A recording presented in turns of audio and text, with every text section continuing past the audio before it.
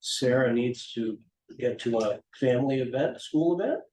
Open house in Nashville. So I offered, and the offer's still there, if she wants to bring something up further closer into the sequence of our agenda, just ask. Thanks. We'll do it, so. First off, consent agenda number 1 is the September Mount Vernon Village School Principals Report, September. Mr. Wetblighter. You want to do that now? Sure, yeah, all right. Thank you. So it is a pleasure and an honor to open another school year up on the hill. I cannot say enough about the team, the staff, the work that, you see the report. I won't read it to you, but the work that happened over the summer, both the student program and the summer programs, the professional development that happened, the work over the summer preparing, and then leading into our opening. Couldn't have gone smoother, just knocked the temperature down about 15-20 degrees, would have been perfect here. But students really rose to the occasion. Vibe was positive from day one.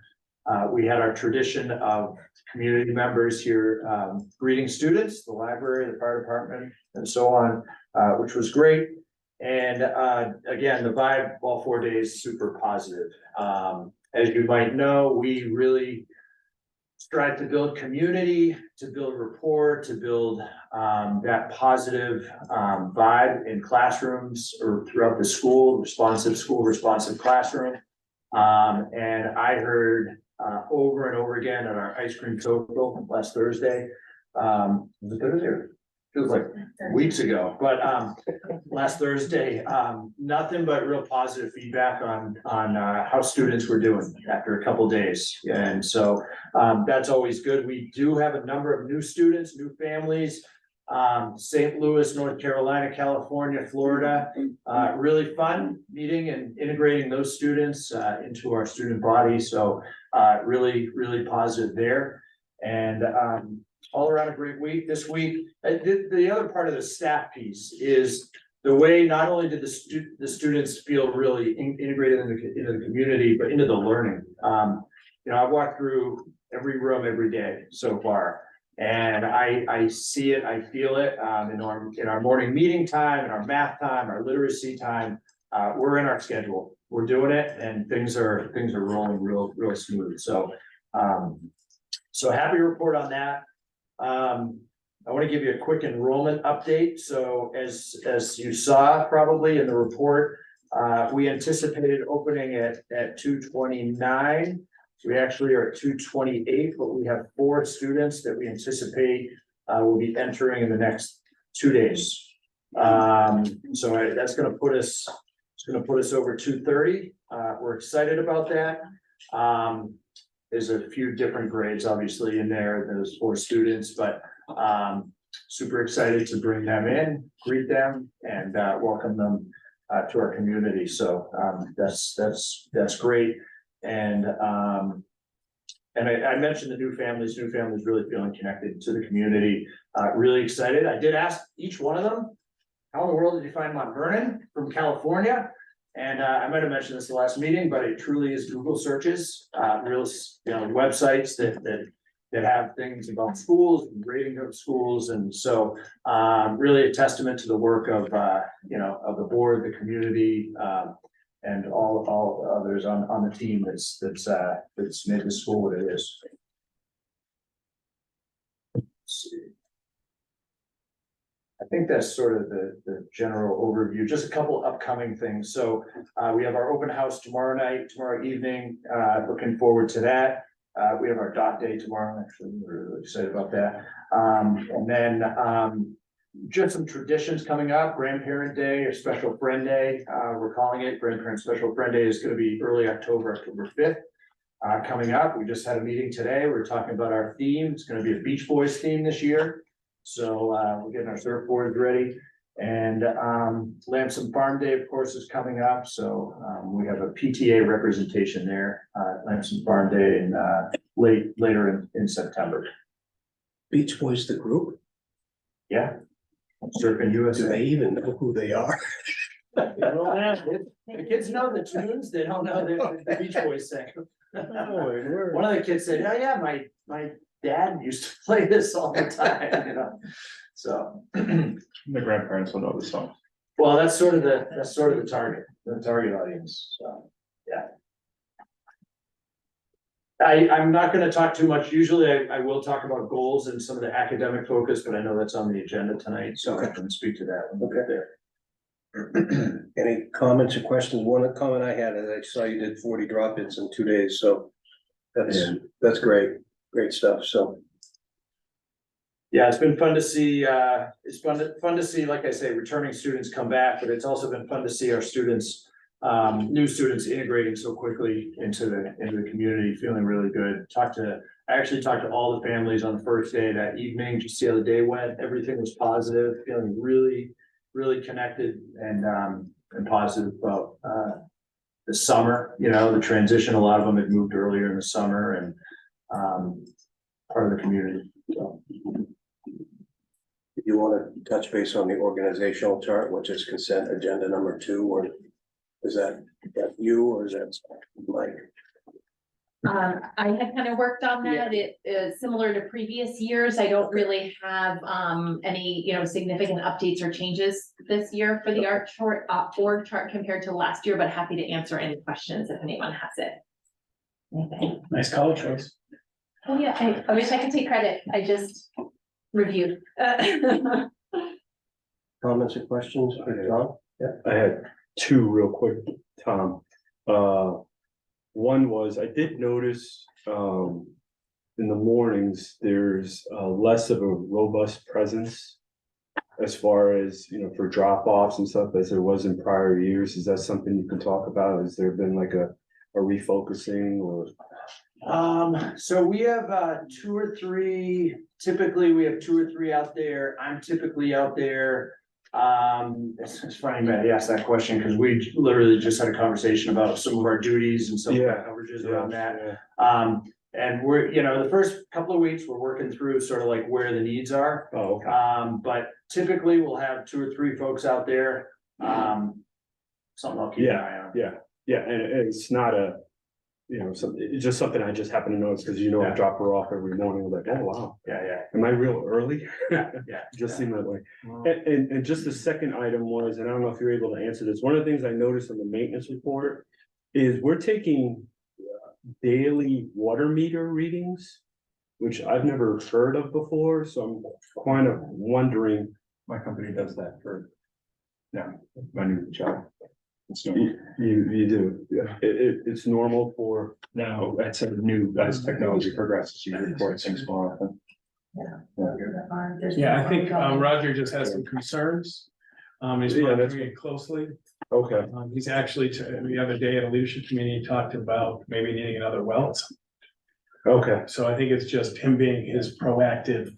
Okay. Positive, So we may have some supply and storage issues. He's monitoring, Yeah, okay, that's what I suspect. But he is concerned. Anyway.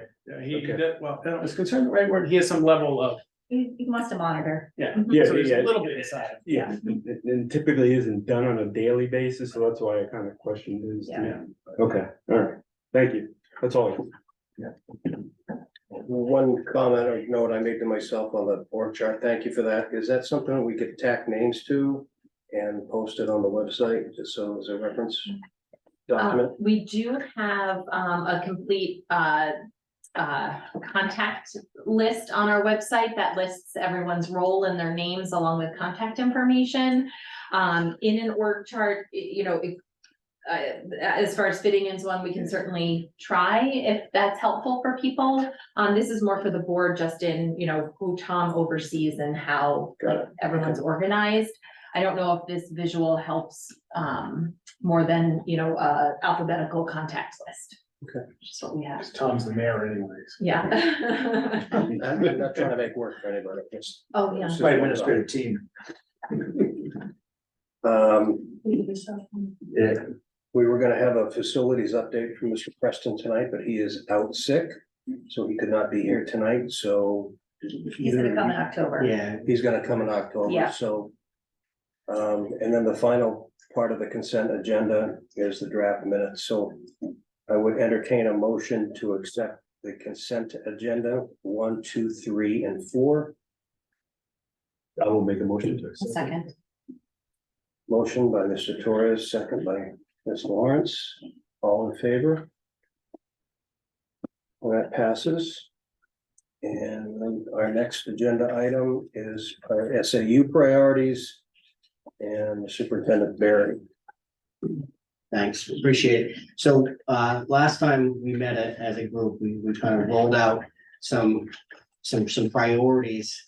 And I wanted to update this board on where we are at with this and how we're kind of linking them to Mount Vernon Village School. And then, how we're linking them to the board goals.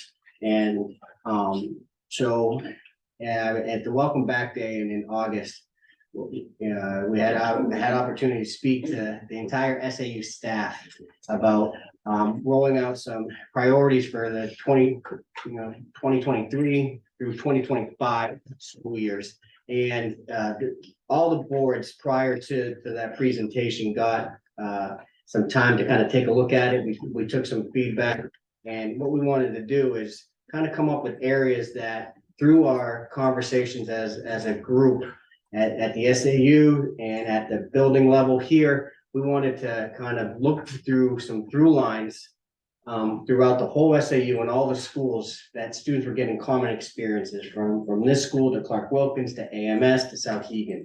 And where we kind of landed for the next couple of years, we're going to focus on a few areas as mentioned back in August. We're going to focus on reading across the board. That's going to be where our energies are. One of the goals that we talked about as an SAU is trying to capture and expand instructional time.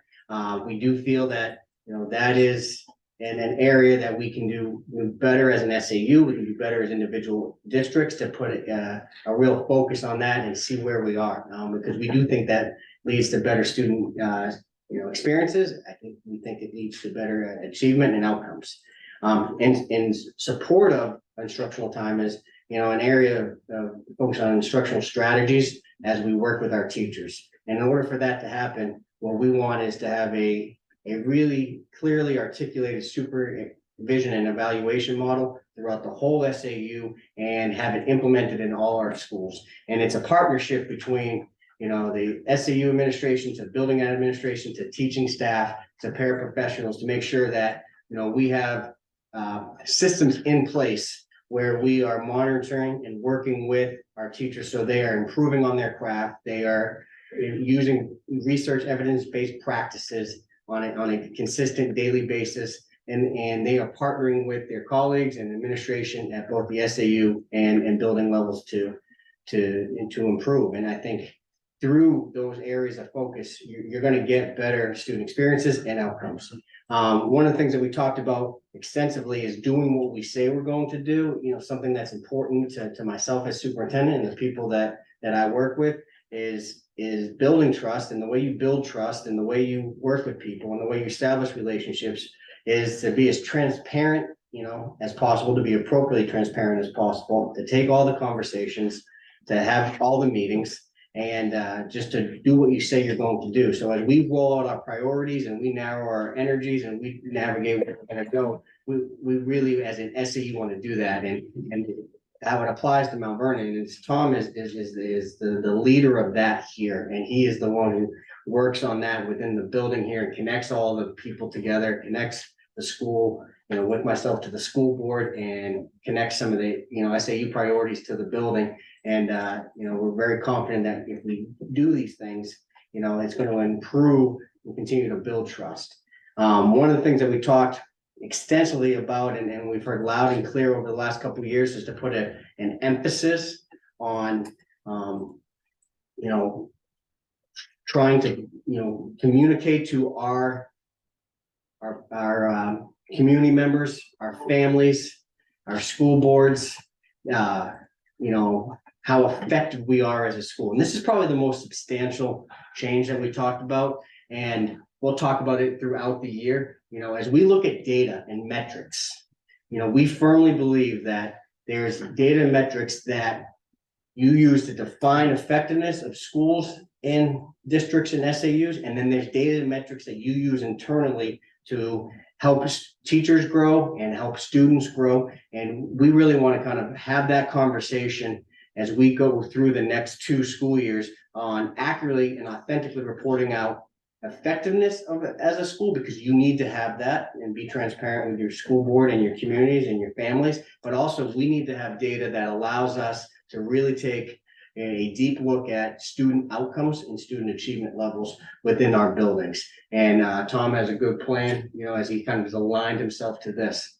And the last thing that we want to do, you know, as an SAU is pass budgets and improve our facilities. So as we look at energies and priorities, those are where we're going to be focusing on as an SAU.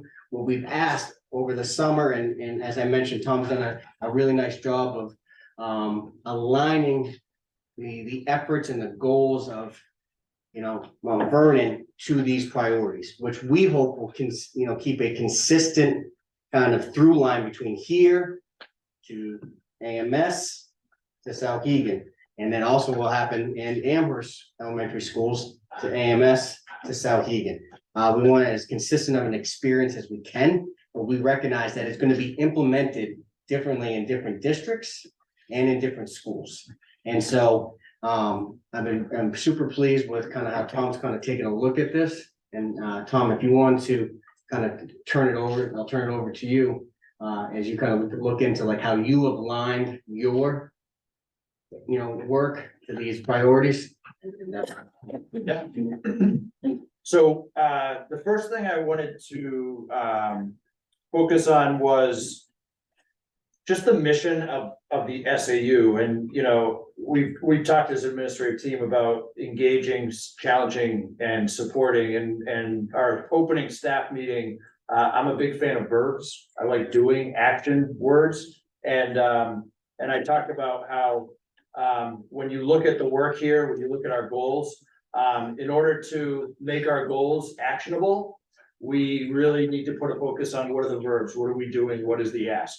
And the first asked us to support. And I think that when you look at the goal around SEL, you look around the goal around community, responsive classroom, responsive to the work that we do around social emotional learning, about building community. It really is about building that foundational support. I talked about the first week of school and what we did here, what our focus was, what our focus is in the first few weeks is building that positive learning community so the students are set up to learn at the highest level and to meet their learning goals. So support is really important. Engaging is what I'm looking for when I walk through a classroom. I want to see students engaged. I am watching the teacher, but I'm watching students. I want to see what is the student doing. And so engaging is the second verb that's really important. And then finding that sweet spot around challenge. And it's not hitting a frustration level where there's students giving up, but that feeling of that they're being stretched and that their learning is meeting their needs as individuals. So, you know, if there's 15 students in a classroom, each one of them is engaged and challenged, that's where we want to be. So that's sort of the setup in terms of the action words. And then we look at really things we've been talking about, and they took on a new look this summer. I mentioned the professional development, so I'll start with literacy. So when we look at literacy as a school, we talked a lot as a staff, especially over the last year around literacy. Writing is part of this, but as Mike mentioned, reading really is the focus. So over the summer, really last year, I saw a concerted effort across our staff and our I'm not just talking teachers, I'm talking specialists and everybody, really looking at how we can better our craft when it comes to literacy. One of the things that we've been doing is, and many of our staff are involved in letters trainings. Letters is actually a training around a focus on phonics and some of the real specific things that make up a reader, and how to implement that work in a classroom. So that's ongoing training that our staff's involved in. Actually, Maggie next to me here, led a book study on that over the summer. And that work continues. I'm actually involved in some training this fall on letters. So, so the reading piece, and you see letters in here, and I'm not gonna read all of this, every single piece of this, but, under literacy, we're continuing to, and this summer we did a literacy institute. We talked about our scope and sequence, our units of study. We talked about things like foundations and really that implementing with fidelity, looking at, we need 30 minutes a day for foundations, for example, and making sure that that's a priority. Mike talks about instructional time. And really, when we look at our schedule, around literacy, we're looking at what are the bones that are non-negotiable that have to be in our schedule, like foundations, like Haggerty for phonics for K1, reading, writing, workshop time, math time, we need 80 minutes. And then how do we fill in the rest of it, right? So the real key pieces to the learning that's happening in our schedule, and you see pieces of that in our literacy goal. We really want to make sure that the focus of the day, the focus of the instructional time, the focus of the learning is on the key parts of the literacy program that we're implementing here. So we talk a lot about that our students aren't just on a journey of learning, but we as a staff are on a journey of learning, and that we should always be looking to improve, looking to deepen our learning. So letters, as I mentioned, is just one area of focus amongst our staff and their professional development.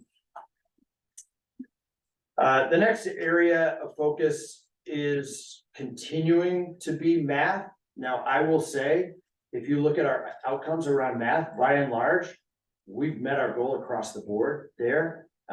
Thank Christine, thank Charlene, thank our math teachers.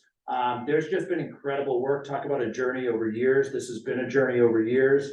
And we really are seeing the fruits of that, but that work continues. We've got to keep that bar high. And that work continues in terms of resources and scope and sequence and units of study and the weekly conversations that I have with teachers around what they need and where they are in their units, and just keeping that work going. So that continues. We do want to this year, we didn't quite get there last year. We do want to do a school-wide promotion of math and continue that excitement around math, because there is a lot of excitement in the four walls of each classroom here around math. So we want to continue that. And then in sequence, the social emotional learning, I talked about support.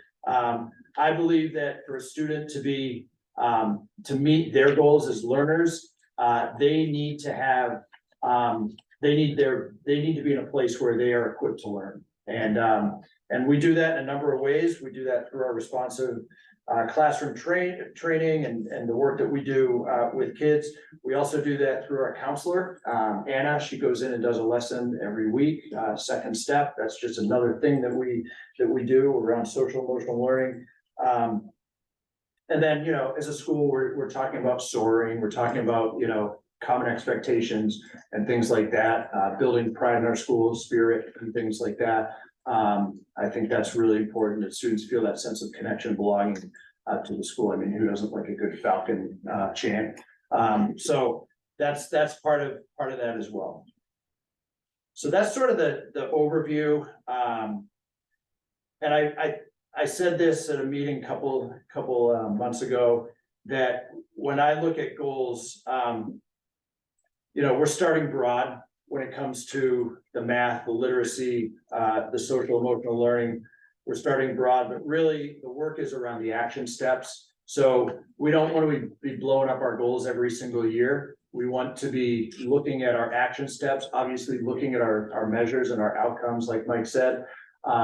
Really important, and we're having a lot of conversations around those data points that we hold really important to measure our goals. And that's things like the state test, the SAPs, that we take a hard look at. We did a vertical data team analysis of that back in August.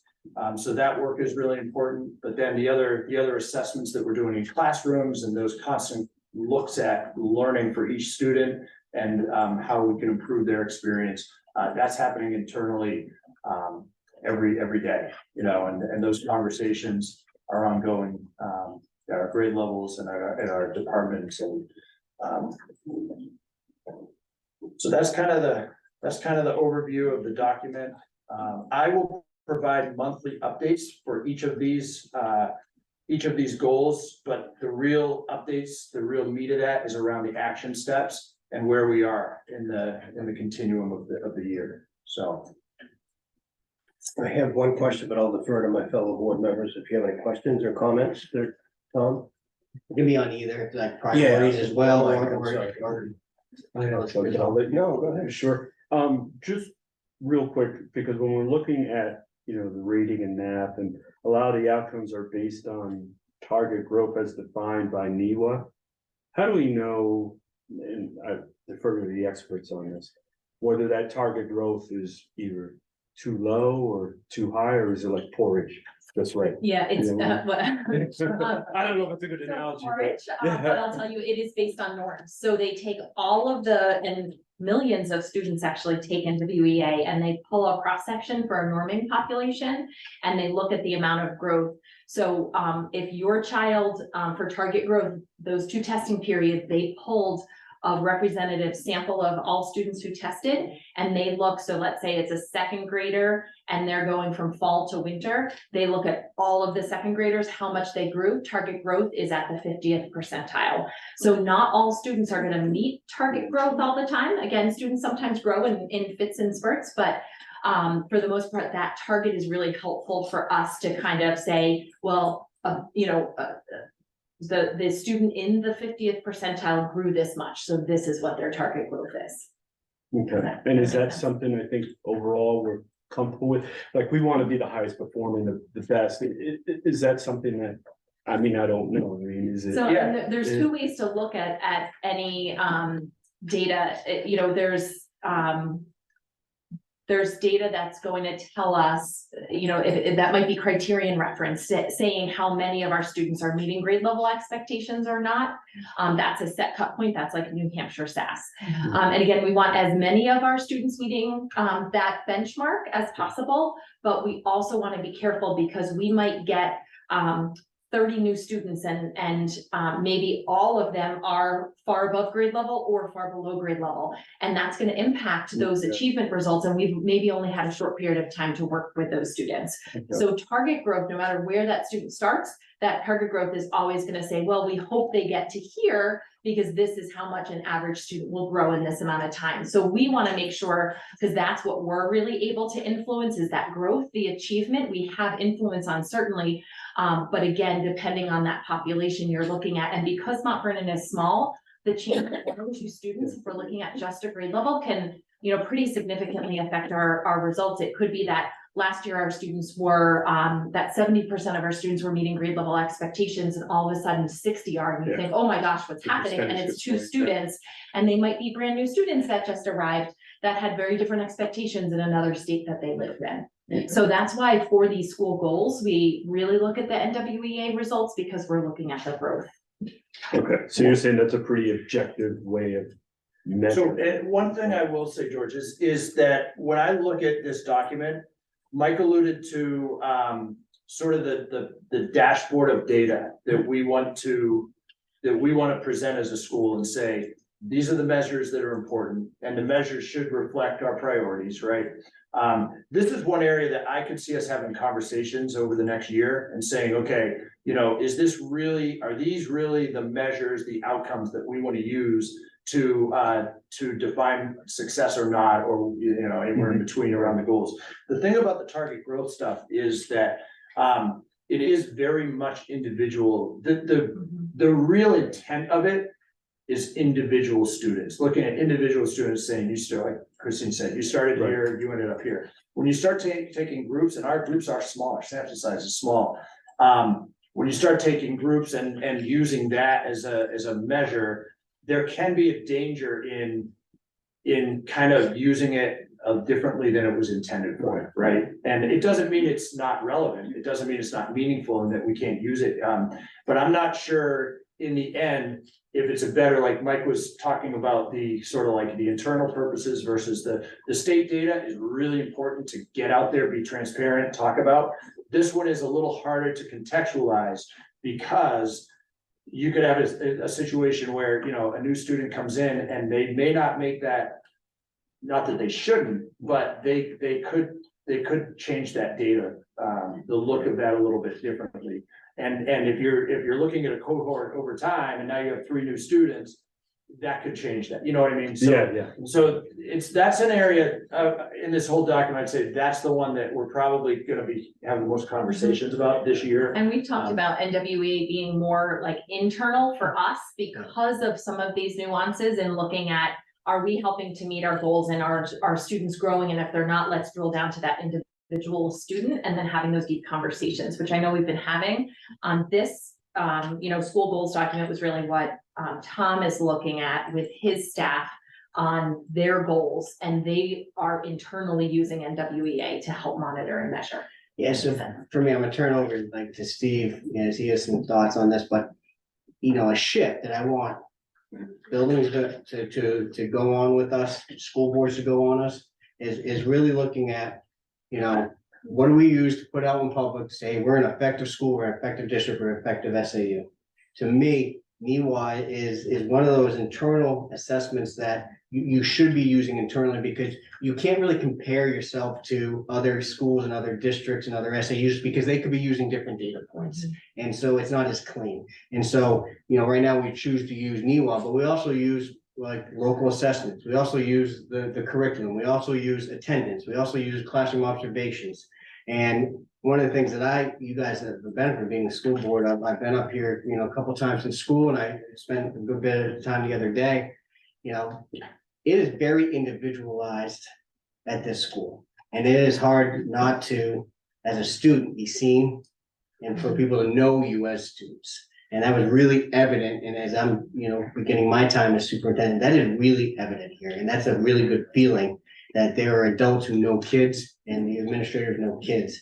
And so as we determine what data we want to continue to use internally, right? Because I think I know what you're getting at, George, like we don't want to be 50%. At a school like this, you could probably set some loftier goals. And that's, you know, something that we're going to have some conversation what's reasonable for the individual kids in students in this community, in this school, and then who live in this community.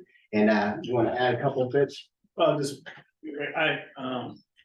I struggle with NWA becoming a measure of our effectiveness as a school or as a district. It wasn't written that way, it wasn't intended that way. It's 40 to 43 questions that kids take in one day or a couple of times during the year, and all of a sudden that's the headline, and that's the attention. I had the privilege and honor to sit next to Maggie when you were doing Dibbles, and Maggie knows what the kids are reading. She sits knee to knee, and listening to kids talking to kids is my measure. This, when I was, you know, I'm old, I'm experienced enough doing this too long, that I was in New Hampshire when Matt came in. These wonderful people from Oregon, right? Oregon, I think, right? Came in and said, and we were sold this as a way to help teachers unpack by standard and improve and design groups and things like that. It wasn't. And I met with Matt, we met with Matt last year, and they said they do not want this to be a school board thing. Because I mean, Tom said it, and Mike said it, that the RIT and how they do it, the psychometricians and all of us, it's an in-house piece. Somehow this place got connected to it because of growth, and we can make sure we're oversight every kid. I'm struggling with it. I'd much rather spend, and one of the things I failed at last year, and I said this to this board, is taking a look at a case study and the student experience. I did have the privilege of sitting, I think Maggie, you and I spent over an hour together. I was doing some littles and some mediums and some stuff. And I did that in all the schools. I dug in last year in some reading. I sat with reading specialists in every school in our district, knee to knee sitting it. Now it has a role, but I don't want anybody to think because 43 questions on NEWA on that day that we are the greatest thing since sliced bread. I also don't think that we are not the worst thing since sliced bread. Because one of the things that, and I will promise I will stop this, is this place has spent more time, more energy in looking at standards-based, we can look at, Charlene can look at how many kids are above standard in our only house assessments, which for many kids, they care more about what that is than they do the 6th grade. And I met with high school this week. They're struggling with 10th graders taking NEWA and finding meaningful. We're not even sure if the data is good because they have testing attrition for NEWA up to 10th grade. And so I just know that, well, I was in the room when he was first had some market reach in New Hampshire. And it was about teachers using reports, and it's complicated, it's not that, so I just want to be careful, 43 questions one day, sitting with Maggie for an hour, I know better. I know Maggie knows better, I don't know better, I don't know anything, Maggie knows better. So for me, like, you'll see us having these conversations, because I think that's an area that is worth digging into as SAU administrators and building administrators and working with staff to really make sure the kids are having the best educational experience that they deserve and their families want them to have. And there's multiple ways to assess that, right? And so that's why we really want to tease out effectiveness and then internal data for growth. And I think we're well on our way here, and I just wanted to add that piece. Can I just make say sure we one know more that. thing? Just to give you an idea of the level of performance in this school.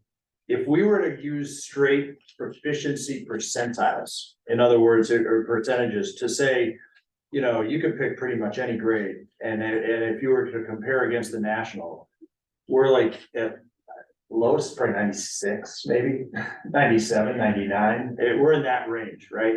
So that's why that's not even something that I would never even entertain that as an outcome, but the bar is so high here, and the expectation is so high, and it should be, because we are personalizing learning for kids. And so when we have these conversations, the conversations should continue to be internally around personalized growth for kids, and where is that evidence, and I also believe strongly in multiple data points, right? So we're not only talking about New York or the state test, we're talking about, the less formal stuff that's happening in the classrooms, the more formal state test. And when you pull all that together, that creates a story for each student's learning. It's a great question, well timed for what the work that's happening, and so I appreciate it. Yeah, I appreciate all of you guys, because again, I know not one mechanism is really the true, tells the whole story. We just want to make sure where you fall on that bar, they're constantly being challenged, that regardless of where they're at. I see to my daughter all the time, I now have to make sure I'm careful what I'm reading, because she's over my shoulder and she can pronounce a lot of these words. I'm like, you don't need to say that. So thank you. Real quick on the math piece you wrote on the second bullet point, piloting of a new math resource in grade 6. Is that, I'll ask math all through the 3 heads. Is that a textbook change? Is that a procedure change? Is it everything changed? I'm just curious. Well, kind of everything. So you'll remember we piloted in K through 5. We started 2 years ago. We started with a K-5 pilot. Our intent was always move to 6th or 8th grade for our next pilot for math. So it's just a little odd with Mont Vernon only having 6th grade, but Tom and I are partnering closely with Steve and Kristen down at AMS. So we do have across the SAU a 6th through 8th grade math resource pilot. So we're piloting illustrative math. It's really more, I guess, of a field test. We only found one resource that rose to the top that we felt would be really the best fit for us. And we didn't want to not try it out through, a pilot or field test for a year. So this year is our opportunity to use that resource for the year, provide feedback, make sure it's the right resource for us. And if not, we have a backup plan, but we feel pretty strongly that it will be a good resource. So it's not a significant change in the sense of what our program looks like as far as our vision for mathematics. That was like a K-12 vision that we really created and developed. It's just what resources we're using. You might remember our previous resource was Math in Focus. It's now 12 years old, that resource, and really not usable anymore, not tightly aligned to standards. So this resource will allow a tighter alignment to standards, but Charlene worked very closely with Christina, our 6th grade math teacher, in previous years to really align that old Math in Focus book to 6th grade standards.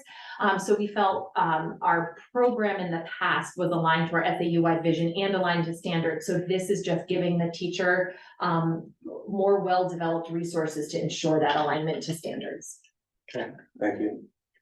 And I had one question for you, Mike, on the evaluation piece. Is there one standard evaluation form or procedure that, so it's consistent from our building to Amherst to the middle? Is it pretty standard? There's a standard piece and, as you go into different grade levels, you implement that tool. Yeah. At the way you need to at that particular grade level, with that particular subject matter. So there is a tool, Thoughtful Classroom, that is built off of that. Thank you. Yeah.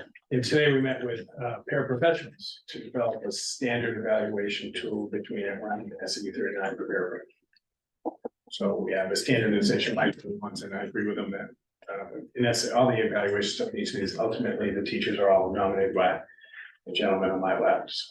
So it's nice. And we say it pretty regularly. We want people who want to get better at their craft.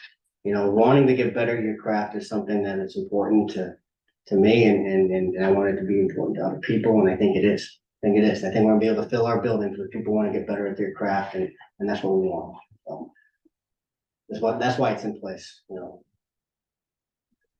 Thank right, so one of the things that I appreciate that, and appreciate us giving the opportunity to talk a little bit more about that. On a regular, Tom will update you on some things, and occasionally, depending on the year, on like where the priorities are, you might see an update from me on the agenda as the year goes on around SAU priorities. One of the things that you guys were a little bit ahead on, and pretty, strong with your board goals. And so last time we met, we took some feedback and we adjusted the goals based on some of the feedback we received, and I just wanted to just give you another chance to kind of look at it. Not really a presentation, but if you had any questions for myself or Christine, you could, by all means, kind of ask them, and we can continue to flesh them out before we get in too far into the school year. To make sure we're doing what you guys want to be doing. The ask from the last board meeting was just to assign people or roles to each of the action steps. So we did that. So you'll see that in parentheses after the action steps. And as we were, and Steve, Mike, and I really met to do this and to talk through all of the goals and assign point people for those action steps. We did talk a little bit about the outcomes and timelines, and a few we, kind of adjusted to clarify or to tweak a little bit, but this is in general, the one that you had eyes on at the last meeting, just a few little updates and changes as we were going through, kind of fine tooth comb to assign to people and then adjusting, any outcomes or pieces as needed. Yeah. So do we want to assign people now to each of these goals? Is that what We did that already. If we assign people to the action steps, because the overarching goal is sometimes, that goal is reached through the action step. So we assigned people, so we put their role. So for example, submit a monthly board update to the Mont Vernon Flyer. That's the board chair would be responsible for that. Supporting development of a fully staffed budget committee to provide oversight. That's both the board chair and the business administrator would be overseeing that, again, with support from the moderator, but point people for those. So that was really the work that was done. Did you have suggested? No, it's covered in here. It looks good. Okay, Thank you. because I know you responded and Yeah, and if there are, Pete, if there's any questions regarding that as we move on, please just let us know and we'll continue to work on it. I feel like we're in a pretty good spot with, how we're gonna navigate this year. So if you guys are good with that, we're good. you're good. Yeah, that's I don't have this document, obviously, it's probably. Yeah. You share that to me afterwards? yeah, we can make sure you get it. Yeah, it's in the current packet and at the bottom. I'm gonna share it through Google too. Okay, if I've been sent the packet, I'll just have to look for it. It's in the most current one. And it'd be on the Trello, I think, too, right? Yeah.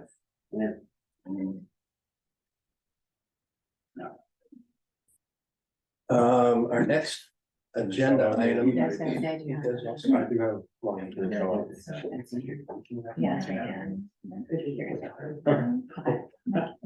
Good. Roger was gonna present, we'll just postpone that to our next meeting since he's not here, but again, I'll comment, building looks fantastic. Really, really, really good, so. Thank you, Vernon, and the team here, so. Next item on our agenda tonight is book reconsideration committee. Yeah, there's some of that we've been working on throughout the SAU with the various districts. I'm gonna turn it over to Steve as he's kind of carrying that since the spring. Happy to really, this came from, we had the situation in the spring of June. We had a book challenge for a library book at Southern High School that started, we had to take a deep look at the policy, and one of the things the policy says is, I think it says, I thought it said September, I think it says the fall, but soon it's gonna say September. The policy requires a sitting committee waiting in case we get called by a book. What Sauhegan had to do was, once we had the request for reconsideration and then form the committee, so that even though the board did a great job in tidying up, but what you don't want to do is form the committee after, because that delays it. Does that make, I don't know if it make any sense. So what we'd like to do is start the process to constitute a book reconsideration committee, to have them in abeyance or waiting on standby if we do get it. So it's it's the community members that we have to, library media specialist is on it, Tom's on it, and some teachers, but we really would like to advertise and solicit, look for volunteers, so we, I hope we don't have to use, can I say that? Can I hope we don't have to do this? Because I went through it once, but if we do, we just want to make sure we have the infrastructure and capacity, waiting to initiate it as opposed to form it then initiate it. Is that clear? So do you need a member of the board to be on that? I don't think you'll know, because you are the appellant board. So we just need the permission to advertise and create the book reconsideration committee. So we'd send out a blast through school messenger and all the fun stuff saying we're looking for 2 volunteers to serve on the book reconsideration committee. Then we'd look and make sure Tom and we have everybody all set, ready to fire up. So I'm just looking to say, yep, go ahead and do it. And you want to do a comment or a motion? So it has been, policies committee has been reviewing it pretty aggressively. We just had a great discussion about it today. And the only other piece would be 2 student volunteers involved. We would suggest that it would be like 6th graders for this building. And that would be with parental permission. And just the term served, we're looking for a combination of 1 year, 2 year, so eventually be 2 years. And the students obviously good 1 year, because the 6th graders will be hanging around here. But if we can start that work with Tom and work with his communications on it, if we can start that process, that would be wonderbar. And we would be closer to following the policy. And then the updated policy will go to the SAU in October.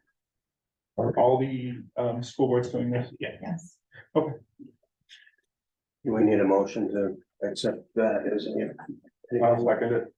Or, second.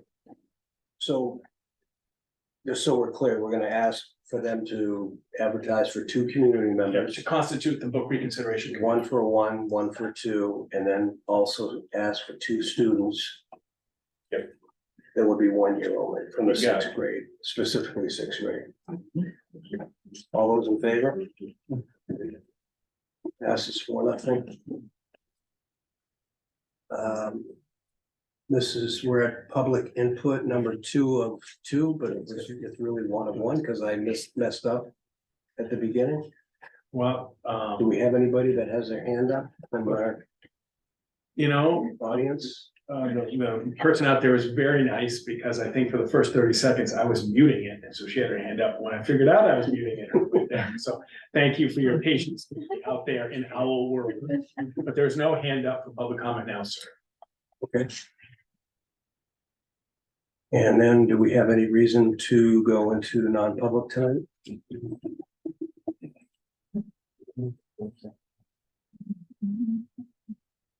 No, so, sir. Anybody have anything else they want to bring up? So we're at the end of the line. And I am remiss to not welcome Mr. Stokinger to the board. We swore him in. I swore at him. Not yet, that's coming. And about an hour ago, but I should have, at the beginning of the meeting, welcomed him to the board. We thank Andrew for his participation, and it's, he's got good knowledge on the building committee and stuff like that. So welcome, and again, my sincere apology for not starting the meeting with a welcome. Sorry. but it's all good. Thank you. I'll take a motion to adjourn if we're ready. That's who to contact for the flyer. Oh, It's okay, run thank by you. the city now, town, sorry, whatever the town is. George, Make a motion. 1 second. second, all in favor of adjourning? Meeting adjourned at 6:20. We have stopped recording.